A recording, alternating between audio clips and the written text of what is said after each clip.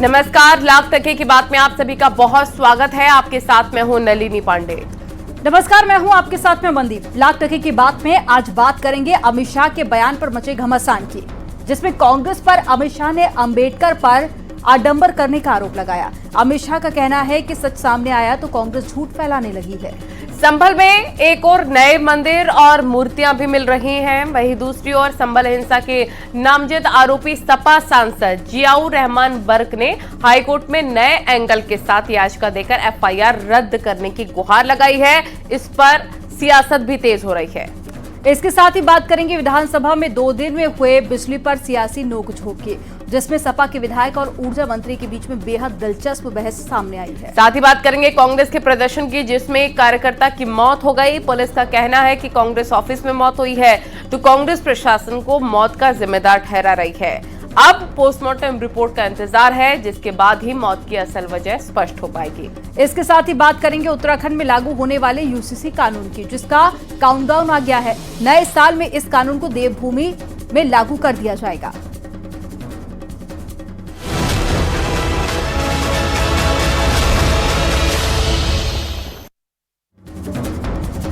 राज्यसभा में अंबेडकर का नाम लेकर गृह मंत्री अमित शाह ने कांग्रेस पर हमला किया, तो कांग्रेस ने वीडियो का कुछ हिस्सा दिखाकर इसे मुद्दा बना दिया। कांग्रेस आरोप लगा रही है कि अमित शाह ने अंबेडकर का अपमान किया है, लेकिन अमित शाह ने कांग्रेस के हर आरोप का भी जवाब दिया है। अमित शाह ने कहा है कि अंबेडकर का नाम लेकर कांग्रेस सालों से आडंबर ही करती नजर आई है। और उन्होंने क्या कहा वो भी आपको बताते हैं। कांग्रेस ने तथ्यों को तोड़ मरोड़ कर पेश किया, ये भी उनकी तरफ से कहा गया।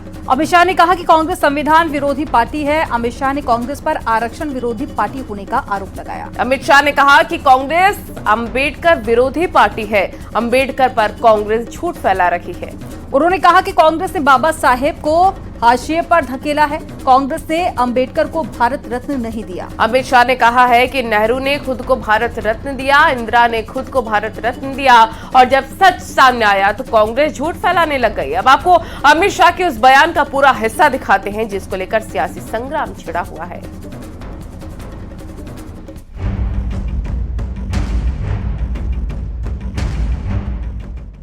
अंबेडकर के नाम पर सियासी संग्राम जारी है। कांग्रेस अमित शाह के राज्यसभा में दिए भाषण का एक वीडियो दिखाकर आरोप लगा रही है कि अमित शाह ने अंबेडकर का अपमान किया।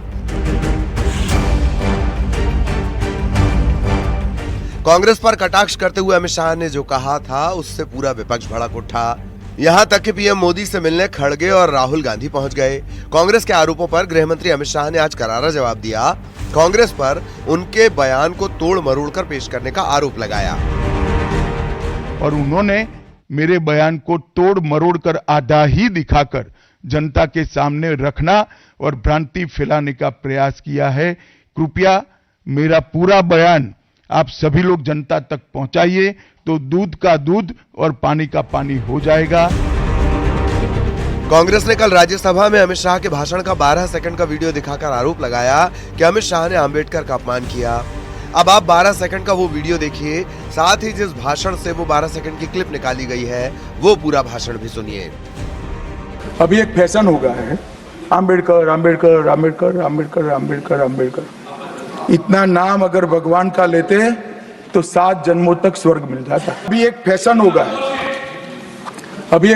गया है, अंबेडकर अंबेडकर अंबेडकर अंबेडकर अंबेडकर अंबेडकर। इतना नाम अगर भगवान का लेते हैं तो 7 जन्मों तक स्वर्ग मिल जाता। तो अच्छी बात है ना। सुनिए तो, सुनिए ना, आप सुनिए ना, मैं बताता हूं।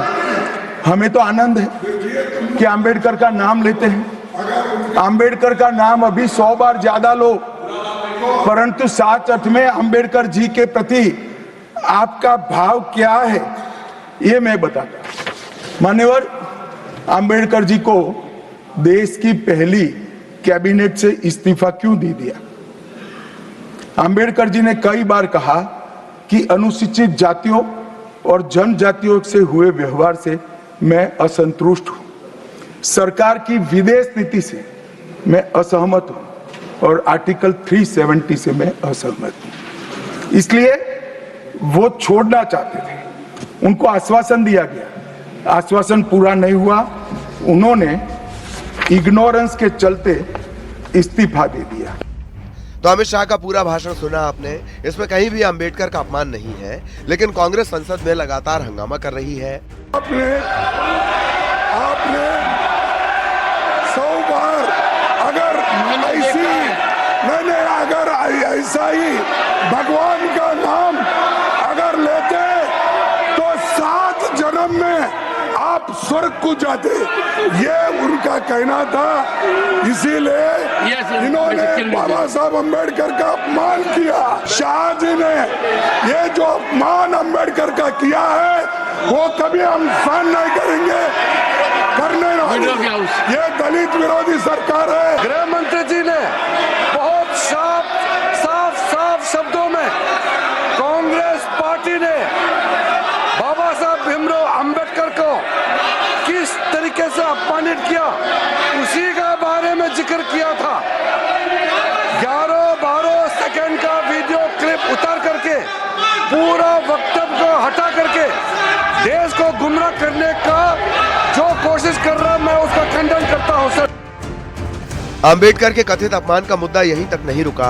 आज शाम को एक बार फिर खड़गे और अमित शाह आमने सामने आए। दोनों नेताओं ने इस पूरे मामले पर प्रेस कॉन्फ्रेंस की। पहले आए खड़गे, जिन्होंने अंबेडकर के साथ ही अमित शाह के बयान को दलितों का अपमान बताया और आरोप लगाया कि प्रधानमंत्री गृह मंत्री का बचाव कर रहे हैं। मैं उस पार्टी से आता हूं, उस संस्कृति से आता हूं, जो स्वप्न में भी बाबा साहब के विचारों का या बाबा साहब के स्वयं का अपमान नहीं कर सकते। उनको उनके बारे में टॉन्ट मारने की और अपोजिशन पार्टी के तरफ देखकर अमित शाह राजीनामा देना चाहिए। तो अंबेडकर पर सियासी घमासान छिड़ गया है। कांग्रेस गृह मंत्री अमित शाह पर अंबेडकर के अपमान का आरोप लगा रही है, तो बीजेपी अधूरा वीडियो दिखाकर भ्रम फैलाने का आरोप लगा रही है। आरोप प्रत्यारोप का दौर जारी है। Bureau report, news 18। और वहीं संभल हिंसा पर भी सियासत लगातार जारी है। नामजद आरोपी सपा के सांसद जियाउर रहमान बर्क ने मामले में खुद को बेगुनाह बताते हुए हाईकोर्ट में अर्जी दाखिल की है। उन्होंने दलील दी है कि सरकार उन्हें फंसाने की कोशिश कर रही है, लेकिन बीजेपी का कहना है कि आरोपी सांसद कहीं भी जाएं, कानून अपना काम करेगा।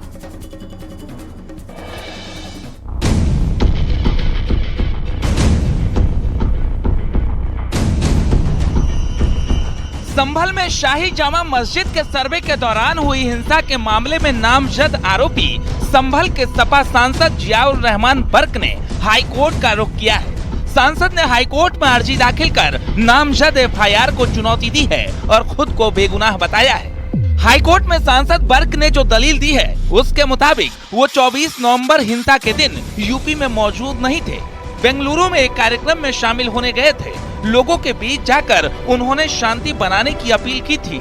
सियासी बदले की भावना के तहत एफआईआर दर्ज की गई है। उनका कहना है कि सरकार उन्हें बदनाम और उत्पीड़न करना चाहती है। बर्क की दलील जो भी हो, लेकिन संभल के मुद्दे पर सत्ता पक्ष और विपक्ष एक दूसरे के आमने सामने है। बीजेपी कह रही है कि संभल के सांसद जहां चाहे वहां जाएं, लेकिन कानून अपना काम करेगा। सरकार किसी के साथ दुर्भावना से कोई काम नहीं कर रही। हाईकोर्ट जाए अच्छी बात है, कोर्ट कानून को माने ये और अच्छी बात है, लेकिन संभल में मानवता की हत्या हुई है। संभल में सनातन के नामो निशान मिटाने की वहाँ कोशिश की गई है और वो तब कोशिश हुई 1978 से लेकर के अब तक, जब गैर भाजपा शासन रहा। माननीय न्यायालय के दरवाजे को खटखटाने का सबको अधिकार है, उस पर हमारी ओर से कोई टिप्पणी नहीं। लेकिन अगर तथ्य इस प्रकार के मिले हैं कि समाजवादी पार्टी के सांसद और समाजवादी पार्टी के विधायक और समाजवादी पार्टी के दंगाई कार्यकर्ता संभल मामले में दोषी हैं, तो जांच के अनुसार कठोर कानूनी कार्रवाई होगी। तो मैं ये कहना चाहता हूं, जानबूझकर किया गया अपराध की श्रेणी में आता है, उसके लिए कोई बचाव का रास्ता नहीं। संभल हिंसा पर समाजवादी पार्टी कह रही है कि संभल के मामले पर प्रशासन पूरी तरह से झूठ बोल रहा है, लेकिन बवाल के बाद संभल में जो मंदिर मिले उस पर भी सियासत तेज है। संभल का एडमिनिस्ट्रेशन 100% झूठ बोला है। कभी जांच हुई तो ये एडमिनिस्ट्रेशन वाले जेल चले जाएंगे सब। आपकी सरकार में अगर भगवान का अपहरण हो रहा है तो ये आपके लिए शर्म की बात है। तो ये तो आप सोचिए ना, इसकी तो आपकी शर्म की बात है। और भगवान का अपहरण नहीं हो सकता। मैं लक्ष्मीकांत जी को कहूँगा कि भगवान के लिए कृपया हल्के शब्दों का इस्तेमाल ना करें। भगवान तो देने वाला है, भगवान को कौन अपहरण कर सकता है। फिलहाल संभल में जामा मस्जिद विवाद और मंदिर मिलने के मामले पर राजनीति तेज है और इसी बीच संभल में हो रहे बिजली चोरी की चर्चा भी सदन में गूंज गई। अब सांसद जियाउर रहमान के घर एक ऐसा मीटर निकला है जिससे बिजली तो आती थी लेकिन बिल नहीं। फिलहाल इस नए मुद्दे पर भी सांसद जियाउर रहमान बर्क घेरते दिखाई दे रहे हैं। Bureau report, news 18। और एक बड़ी खबर मिल रही है, एक देश एक चुनाव के लिए जेपीसी का ऐलान है। जेपीसी के लिए लोकसभा के 21 सांसदों के नाम का ऐलान किया गया। राज्यसभा के 10 सांसद जेपीसी के सदस्य होंगे और जेपीसी में कांग्रेस सांसद प्रियंका गांधी का नाम भी है। बांसुरी स्वराज, अनुराग ठाकुर जेपीसी में शामिल है। संबित पात्रा, इसके अलावा अनिल बलूनी, मनीष तिवारी जेपीसी के सदस्य हैं। धर्मेंद्र यादव, कल्याण बनर्जी, सुप्रिया सुले जेपीसी के मेंबर हैं।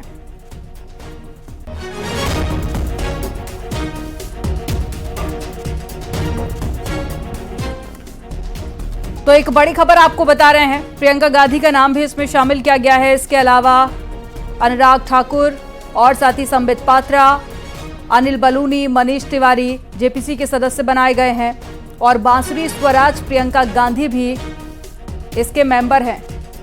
तो राज्यसभा के 10 सांसद जेपीसी के सदस्य बनाए गए हैं। तो एक बड़ी खबर आपको बता रहे हैं, एक देश एक चुनाव के लिए जेपीसी का ऐलान कर दिया गया है।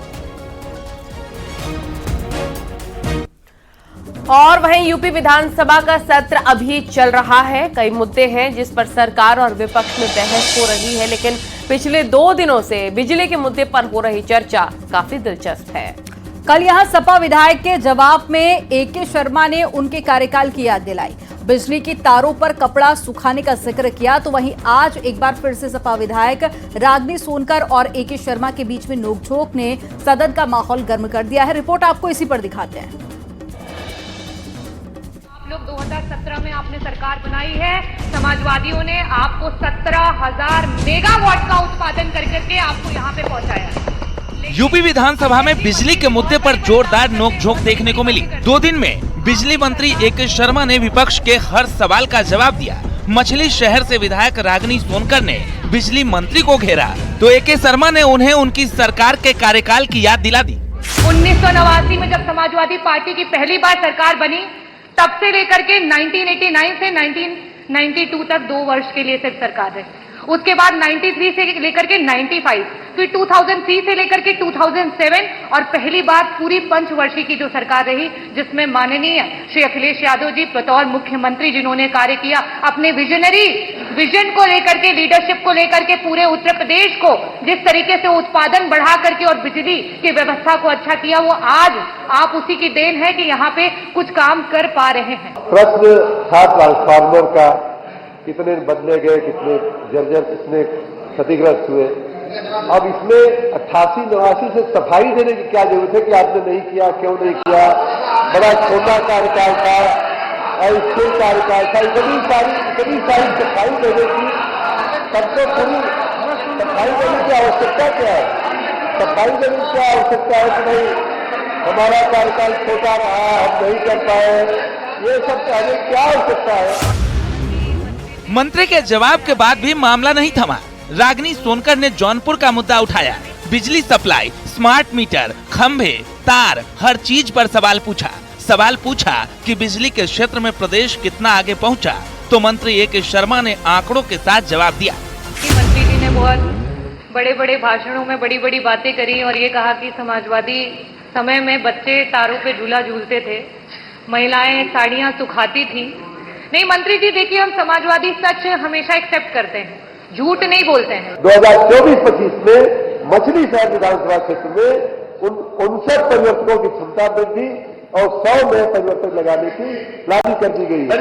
और जैसा कि मैंने कहा, उकनी के 33/11 सब स्टेशन का काम हमने चालू कर दिया है, आपकी जानकारी में होगा। खाली कह देने से काम नहीं हुआ है, और अपना कार्यकाल तो था ही नहीं, बड़ा छोटा था, हम तो कर ही नहीं पाए, हमको जनता ने समय नहीं दिया, जनता अब आपको और समय नहीं देने वाली है। दरअसल सदन में बिजली पर गर्म हुई चर्चा एक दिन पहले से चल रही थी, जब विपक्ष के सवाल पर मंत्री ए.के. शर्मा ने कहा था कि समाजवादी सरकार में बच्चे बिजली की तारों पर झूला लगाते थे और महिलाएं गीली कपड़ा सुखाती थी। मैंने जो बात बोला था, आप बोले किसको बोल रहे हो आप? मैंने कहा जनजीवन से जुड़ा हुआ है। बिजली के बिना हालत ये है, कानपुर रहते नजर जी, कितनी महिलाएं अपनी बहुएं भाग के गांव छोड़ के, गांव में बिजली नहीं है। आपके समय में बिजली का आना एक न्यूज बनती थी, हमारे समय में, योगी जी के समय में बिजली का जाना एक न्यूज बनती है, ये फर्क है हमारे यहाँ। अब मैंने तो कुछ फोटो देखे हैं माननीय अध्यक्ष जी कि इनके जमाने में बिजली का तार पकड़ के बच्चे झूला झूलते थे, क्योंकि ये तसल्ली थी कि बिजली नहीं आएगी, तसल्ली थी कि बिजली नहीं। अभी पीछे से हमारे एक माननीय सदस्य बोल रहे हैं कि महिलाएं गीला कपड़ा सुखाती थी। एक दिन पहले भी सदन में समाजवादी पार्टी के विधायक और बिजली मंत्री के बीच तीखी नोक-झोंक हुई थी, जिसमें समाजवादी पार्टी के विधायक ने मंत्री को सीएम के सामने घेरा था। एक गांव में किस्सा चल रहा है, एक आदमी जैसा था, उसको अपने भौजाई से नफरत था, भाई से मोहब्बत था, तो कहता भैया जी या भौजी का हो गया, तो अब भैया दीजिएगा तो भौजी विधवा कैसे होगी? भैया मरेगा तो भौजी विधवा होगी। माननीय ओम प्रकाश जी ने बोला, और उन्होंने ये भी कहा कि पीते नहीं है, लेकिन नशे में रहते हैं, ये मुझे मालूम है। दूसरी बात कि इन्होंने कहा कि भाभी से नफरत है, भाई से प्रेम है, तो ये मंथरा वाला काम जो है, ये कृपा करके हमारे और माननीय मुख्यमंत्री जी के बीच में न किया जाए, क्योंकि हम जो भी करते हैं माननीय मुख्यमंत्री जी के आशीर्वाद से, माननीय मुख्यमंत्री जी के निर्देश पर। दरअसल सदन में 2 दिन में बिजली को लेकर चर्चा हुई, जिसमें बिजली के निजीकरण करने का आरोप लगाकर विपक्ष ने सरकार को घेरने की कोशिश की, जिसके बाद सदन में ये नोक-झोंक देखने को मिली। Bureau report, news 18। और कांग्रेस ने आज विधानसभा का घेराव करने की कोशिश की। दिन भर पुलिस प्रशासन के साथ भिड़ंत होती रही, लेकिन शाम को एक कांग्रेस कार्यकर्ता की मौत की अचानक खबर आई। कांग्रेस का आरोप है कि प्रशासन इस मौत का जिम्मेदार है, तो वहीं पुलिस का कहना है कि कार्यकर्ता की मौत कांग्रेस दफ्तर में हुई थी। अब इंतजार पोस्टमार्टम रिपोर्ट का है।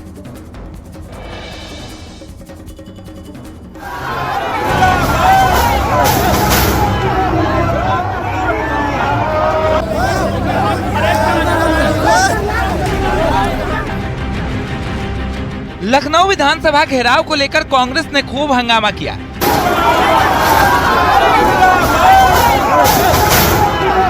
सुबह जैसे ही कांग्रेस कार्यकर्ताओं ने पार्टी ऑफिस से विधानसभा की ओर कूच किया, पुलिस ने थोड़ी ही दूरी में कार्यकर्ताओं को बैरिकेडिंग लगाकर रोक दिया।